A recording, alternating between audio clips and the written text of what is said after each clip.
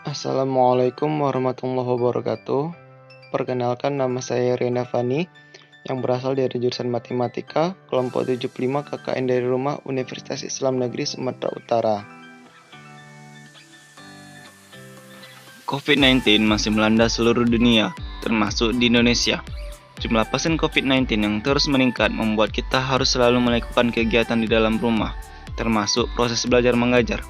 Berikut kita lihat proses grafik kenaikan jumlah COVID-19 yang dikutip melalui sumber detik.com bertanggal 12 Agustus 2020 pada pukul 3 sore, di mana pada grafik merah menunjukkan total kasus, grafik berwarna hijau menunjukkan pasien sembuh, grafik berwarna biru menunjukkan kasus aktif, dan grafik berwarna kuning menunjukkan pasien yang meninggal.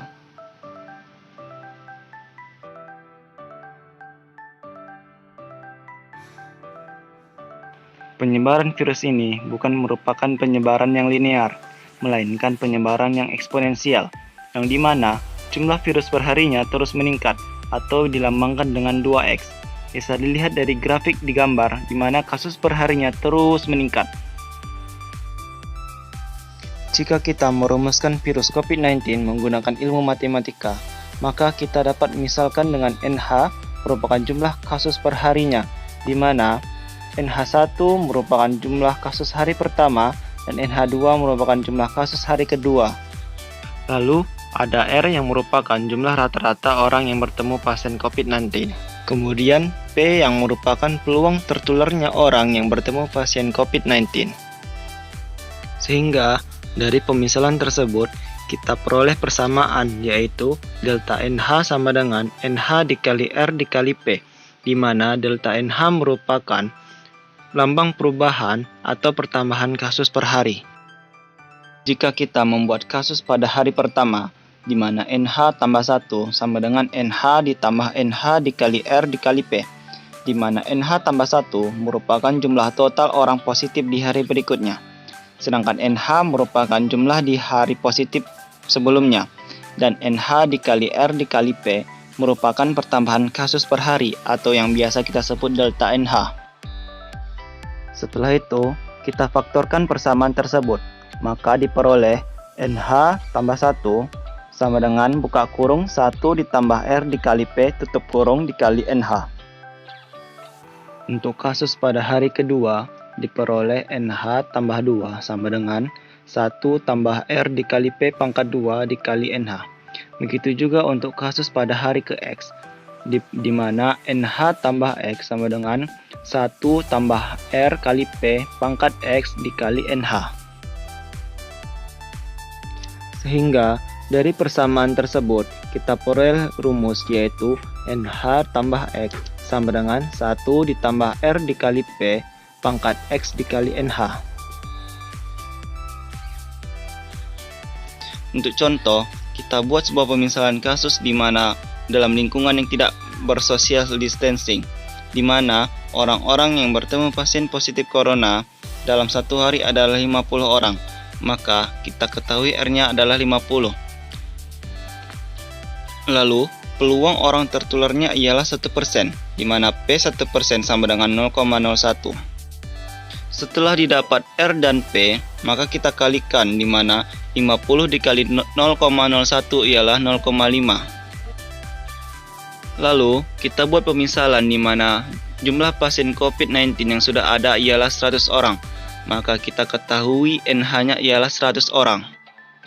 Setelah itu, kita masukkan ke rumus NH tambah X sama dengan 1 tambah R kali P pangkat X NH, di mana RP tadi kita ketahui ialah 0,5, maka tinggal kita masukkan NH tambah X sama dengan 1 tambah 0,5 pangkat X dikali NH. NH tambah X sama dengan 1,5 pangkat X dikali 100. Jika ditanya berapa jumlah pasien positif di hari ke-15, maka X-nya tinggal kita ganti dengan angka 15. Maka tinggal kita masukkan NH tambah 15 sama dengan 1,5 pangkat 15 dikali 100, sama dengan 43.789 orang. Jadi, dapat ditarik kesimpulan, jika dalam kondisi yang tidak bersocial distancing, maka jumlah kasus pada hari ke-15 akan meningkat sebanyak 43.789 orang. Bisa dilihat dari gambar grafik tersebut. Untuk pemisalan selanjutnya, kita ambil kasus yang bersocial distancing, di mana P dan NH-nya sama, yaitu P 1% dan NH-nya 100. Akan tetapi, R-nya kita ganti menjadi 10 orang.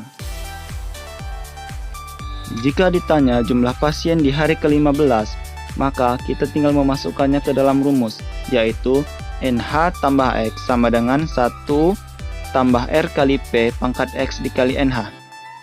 Jika R kali P sama dengan 0,1 dan X sama dengan 15, maka NH ke-15 sama dengan 1 tambah 0,1 pangkat 15 kali 100. NH ke-15 sama dengan 1,1 pangkat 15 kali 100. Dan didapat NH ke-15 yaitu 417 orang. Jadi, dapat ditarik kesimpulannya, jika kita melakukan social distancing, maka jumlah pasien di hari ke-15 akan berjumlah 417 orang. Itu berbeda jauh dengan jika kita tidak melakukan social distancing.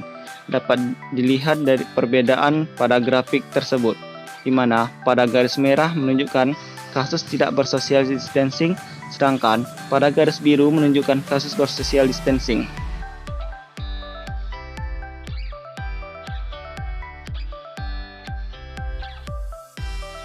Maka dari itu, jika kita ingin terhindar dari lonjakan kasus COVID-19, maka kita harus senantiasa pakai masker, cuci tangan, bersocial distancing, dan jaga kesehatan. Jika kita melakukan cara tersebut, maka bukan tidak mungkin kita akan mengurangi lonjakan kasus yang meningkat. Maka dari itu, kita harus senantiasa jaga kesehatan.